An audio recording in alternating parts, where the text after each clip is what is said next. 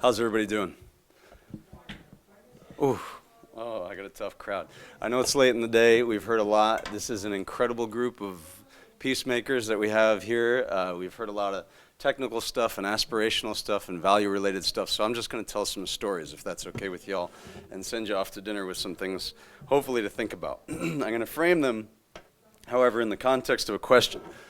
And the question is, what does it mean to be a religious peacemaker? I work in conflict, so my focus of the discussion will be around conflict questions, if that's all right with you. The most common theme that I've heard here on this topic is we all have shared values that we need to identify. We need to be able to put ourselves in the shoes of the other or wear the hat of the other and find where we connect. In other words, empathy. Develop empathy with the other. And thereby we can work with one another to create peace in the world. I want to challenge us as religious peacemakers to truly understand what this means, because peace is not constructed with our friends. Peace is constructed with our enemies. And it is easy to work together when you have those shared values. The hard work comes when the morality that we have is different. And if we cannot find a way to extend our empathy to those whose values differ from ours, even if they have values that we find to be destructive or grotesque or offensive, then we will not be able to connect with them, engage with them, and transform both them, their behaviors, and the world. So my organization, ICRD, has worked during its 14-year history in over a dozen countries around the world, including working with Pakistani madrasas to help transform the educational content and bring in critical thinking skills, working to reconcile different peoples in Kashmir and Sudan, both north and south, before the peace agreement. We were trying to empower women peacemakers in Yemen. We have a project now in Syria with opposition leaders and different ethnic groups to avoid a retributive conflict. And we're launching right now a program in Colombia where I've spent a number of years myself to help reintegrate tens of thousands of active or potential former combatants from the war that's been going on there for over 50 years. We're utilizing women's networks and religious and spiritual leadership there, bringing together a diverse spiritual crowd, including indigenous shamans or holy men and evangelical pastors who have entirely different ethical worldviews. The indigenous shamans see their cosmology in terms of healing and in harmony, whereas the evangelical pastors take their command from God and Jesus, in the words of Micah, to act justly, to love mercy, and to walk humbly with their God. Despite their spiritual doctrinal differences, they're working together to build a spiritual safety net for those that are broken by war. And so I was in that context last month with 50 women peacemakers from different Christian religious groups, ecumenical group, in the hills of Cauca, a very conflict-impacted area in southern Colombia.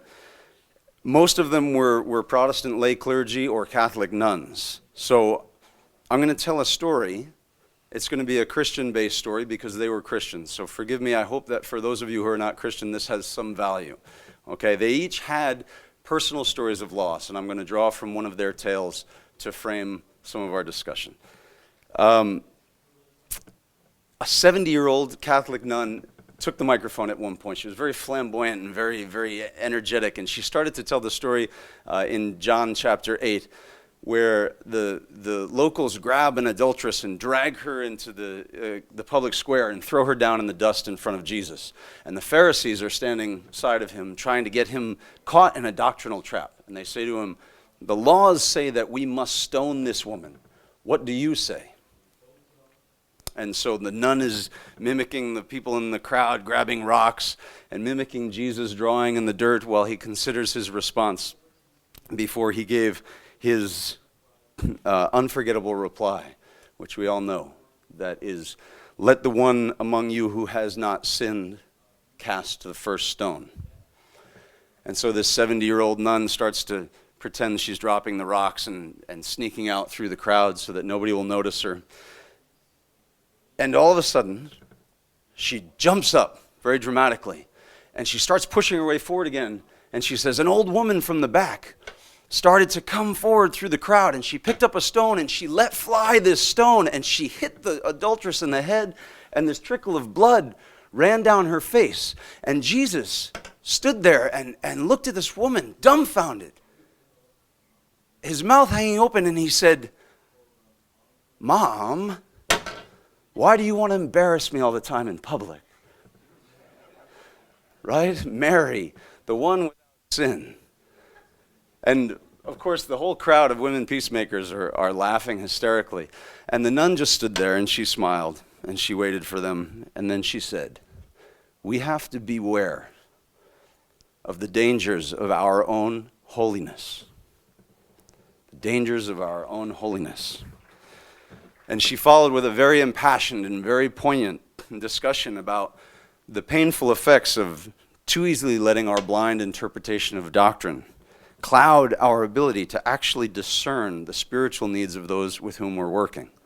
She also talked about peacemakers undercutting one another because of the pride of righteousness. She talked about how women oftentimes are their own worst enemies in terms of finding voice and power in institutions that are largely dominated by men. And of course, she talked about the dehumanizing violence that we commit against one another, oftentimes in the name of a loving God. So what does it mean to be a religious peacemaker? There are a lot of practical responses, and I use them oftentimes in front of groups like the U.S. State Department when I'm trying to get funding for some of our projects. But I think those of us here who work in this know that there is something distinct about faith. If we limit ourselves to just the logical and the practical, then educational programs or vocational programs should be sufficient. But it's the power of religion, the power of its illogic, that actually adds something that these other things do not have. I recently met for the first of many workshops with former combatants in Colombia's war, those who are in jail waiting for trial and to be reintegrated, and some who have already gone through the process. And there are two stories that particularly struck me that they shared with me because of their similarities. So on the one hand, you have a young man who was raised in a middle-class family as a farmer, as a cattle herder, basically. And he was taught the ways by his father, and he was taught to protect his family and to provide for his family economically. And one evening, when he was 8 years old, they brought his father in, shot several times by what his father had always called socialist traitors. And he watched his father bleed to death on the couch, and then he joined the conservative paramilitary movement to get revenge. On the other hand, there was an indigenous woman whose hero was her older brother, who taught her to fish and to hunt and to play soccer in the dusty clearings in the jungle. And they were tasked with protecting their territory from mostly corporations who would come in to try to displace them by hiring paramilitaries to get access to their natural resources. And they rarely saw the government if the government wasn't there to protect the corporate leaders. She herself, when she was 7 years old, watched from behind a tree while her entire community, her parents, her brothers and sisters, and her friends were killed with chainsaws and thrown into the local church, which was then burned to the ground as a warning to others to not join the guerrillas. So, of course, she did just that. So what job program or education program will bring these two people and the tens of thousands of women and men like them back together in community in Colombia?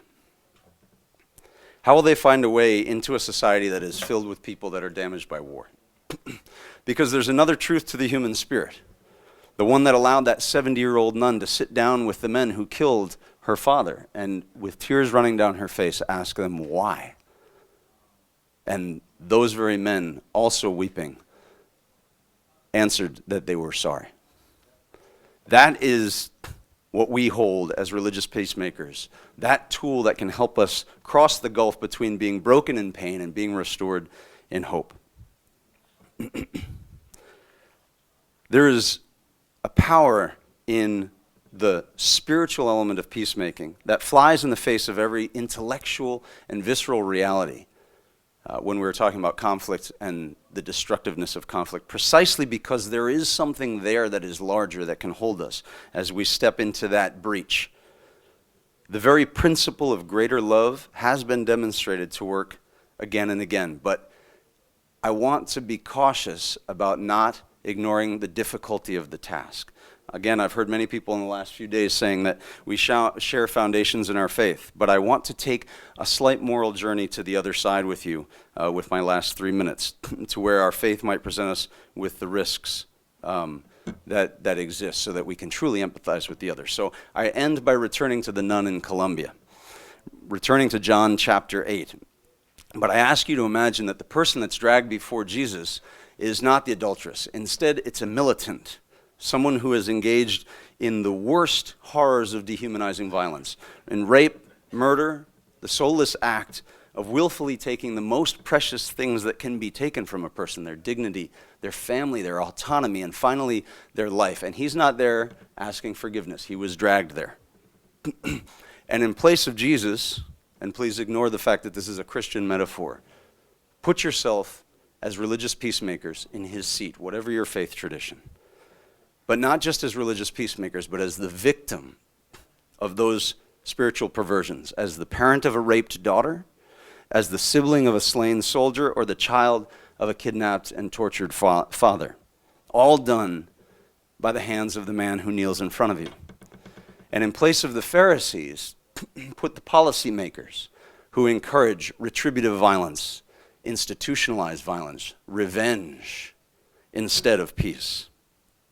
The purging of the venom of all of that hatred by acting on it and institutionalizing. That is the moment where religion must find its ability to do peacemaking. Not just where the challenge is difficult, but where you physically burn with the pain of the injustices that you've experienced or witnessed, where every part of your human self wants to punish that person in front of you that's facing your judgment. You have the stone in your hand. You are right, and you are righteous. Until we can see ourselves in that position, until we can see in us the possibility that we can feel that same response, whether it be in conflict settings or whether it be in terms of greed, in terms of the environmental destruction of immediate corporate want, the failure to have a why, until we can feel that like that other person, we will not be able to use the greatest tool of spiritual peacemaking, which is empathy. We will not be able to understand and connect with that person and transform those behaviors. Beware of the dangers of your holiness, your own holiness, the nun said. And Jesus, to the adulteress, said, I will not judge you either. So, last line, to love your enemy. To love your enemy is to want them healed. And by doing so, to heal ourselves. And that is the empathy for me, that in the face of such powerful fear and rage and pain and suffering is the basis for a moral foundation for change. That is what religious faith offers, and we have to act on it in every corner of our lives, every day, every step, because not many of our experiences and our challenges, I don't think, could be quite as dramatic as the ones that some of these women I was talking to have faced. So thank you very much. I appreciate your time.